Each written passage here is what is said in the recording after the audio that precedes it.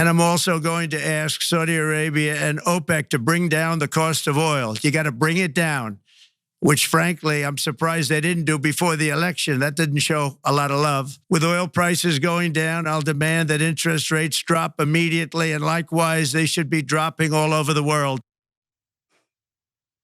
That was President Donald Trump at the World Economic Forum back in January, announcing that he would pressure Saudi Arabia to produce more oil in order to bring inflation down, and that would allow him, Donald Trump, to pressure the Federal Reserve to lower interest rates. That's the plan.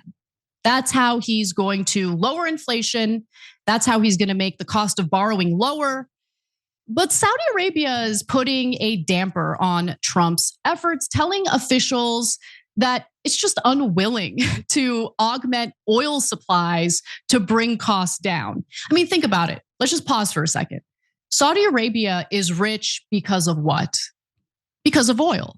It is one of the top oil producing countries. And if you produce a lot of oil and you have more supply, thus bringing the cost down, Saudi Arabia loses money. So they kind of have a vested interest in manipulating oil prices by holding back production. We're going to get into more details on that in just a minute, but this is how the OPEC cartel works, okay? This is how it works. It's important to understand it because oftentimes our politicians lie to us about how all we need to do is drill, baby, drill. Drill, baby, drill in America. If we're not producing enough oil. We're the top oil producer in the entire world. We're also the top oil exporter in the entire world. But we'll get back to Saudi Arabia in just a minute because first we should get familiar with what is happening in regard to energy production in the United States and elsewhere. Now, remember, Trump said this repeatedly on the campaign trail. What is the first thing you would do to help bring down the cost to make things more affordable? Drill, baby, drill. Drill, baby, drill. We're going to drill, baby, drill. Drill, baby, drill. Are you? Because it doesn't seem like that's happening. And the reason why that's not happening is because America's oil producers don't want to. Okay, so this is according to the Wall Street Journal. They report that another American oil boom isn't in the cards soon, no matter how many regulations are rolled back, according to oil executives. After many producers over-drilled themselves into bankruptcy during the shale boom heyday, the industry is now focused on keeping costs down. And what do they have a fiduciary responsibility to do? Return cash to their investors. That is what they're focusing on right now. So clearly, Donald Trump's plans to drill, baby, drill here in the United States, not working out. It's not coming to fruition at the moment. So Trump's advisors say that the best strategy to bring down oil prices is to persuade OPEC countries, these are oil producing countries, also known as the OPEC cartel, or organizations of the petroleum exporting countries and Saudi Arabia to ramp up oil production. In other words, he wants other oil producing countries to drill more, produce more, so we have more supply, bring costs down. There's just one teeny tiny problem. Saudi Arabia, not buying it. They're not interested in doing it because it is not in their best interest to lower energy prices, considering oil is what makes that country wealthy. Keith Kellogg, Trump's special envoy to Ukraine and Russia, has said global producers should try slashing oil prices to $45 a barrel to pressure Russia into ending war with Ukraine. Now, their oil production is one of the ways that they're still making money. And so if you produce more oil, it kind of undercuts Russia's oil production and they're going to lose money through that, right? That's the idea. However, these insanely low oil prices would be a complete and utter disaster for Saudi Arabia. So the last time prices sank below $45 a barrel during the pandemic in 2020, it prompted a painful war for market share between Saudi Arabia and Russia and pushed dozens of shale drillers into bankruptcy. At lower oil prices, Saudi Arabia would struggle to generate enough revenue to pay for social services, monthly payments to citizens, and big infrastructure projects. It will need about $90 a barrel this year to balance its budget according to the International Monetary Fund. Saudi Arabia doesn't give a damn about the United States. They don't care about what we're dealing with inflation.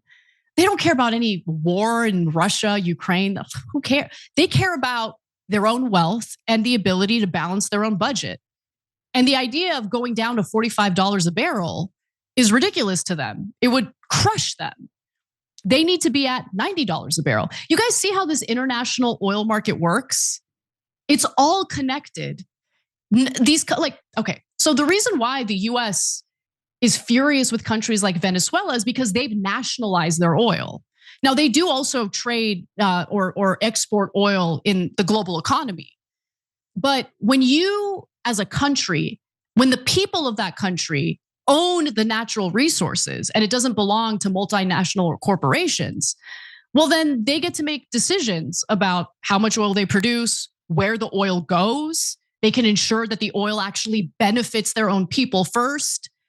We don't have that situation in the United States. The American taxpayers, American people do not own our own natural resources. They belong to the oil companies. And they're going to go ahead and export wherever they please. And the same goes for other oil producing countries. And so let's get to what Trump has tried to do in order to kind of reinvigorate oil companies in America.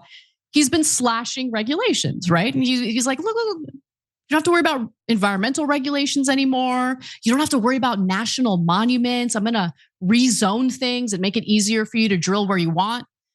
But apparently there are some issues there as well. So his advisors are saying that the lack of regulations, including making it easier to build pipelines, could appeal to investors.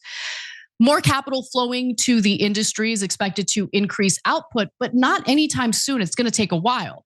And this could take many years. In fact, even with Trump's deregulation in mind, Ed Crooks, who's the vice chairman at energy consulting firm Wood Mackenzie, told the Wall Street Journal, quote, "We don't see anything that will make a colossal difference to the economics of production." Oil executives are noting that US production is already at record highs. So remember, on one hand, you'll hear Republican lawmakers and Trump himself argue, the Democrats, they're the ones who have stood in the way of oil production. We're not producing oil anymore. That's not true at all. Beginning with the Obama administration, we have been the top oil producing country in the world. We're also the top exporter of oil in the world.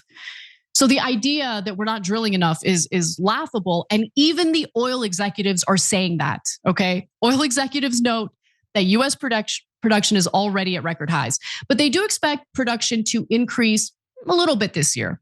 The Energy Department projects domestic output will rise about 2% to about 13.7 million barrels a day by December, and then stay relatively flat in 2026. And aside from improving the US economy through more oil production, Trump also wants to slap Iran with additional sanctions, to make his daddy, Bibi Netanyahu, happy in Israel, of course. But when he does that, well, that's going to limit the global oil supply because Iran is one of the major oil producers. We don't buy oil from Iran, but China does. And if it's harder for China to buy oil from Iran, they're going to want to buy oil from other oil producing countries, thus limiting the supply for importers of oil. And so that's going to make the costs go up as well. Those two policies are leading to some tension when it comes to Donald Trump's agenda in lowering inflation so he can then go to the Federal Reserve and urge them to continue lowering interest rates. And that's the other thing. Chairman of the Federal Reserve, Jerome Powell, surprisingly has pushed back against Donald Trump's pressure to lower interest rates. About 6 days ago, it was reported that Trump was pressuring Powell to lower interest rates, and he's noticing that inflation is ticking up again. He's like, nah, we're not going to do that. So look, we'll see how it develops. But the whole purpose of me doing this story is so people understand how the oil industry really works, how everything is tied together globally, how the decisions of an OPEC cartel member country like Saudi Arabia has a big influence on the price of oil globally. And, there are other options if we're looking for, ways to diversify our energy. how we get our energy. I know a lot of people get touchy about this, but I really do think focusing on the cleanest form and most reliable form of energy we have at the moment, nuclear, is a better option than destroying the environment by drilling more. I think it would be better than relying on a country like Saudi Arabia to produce more oil.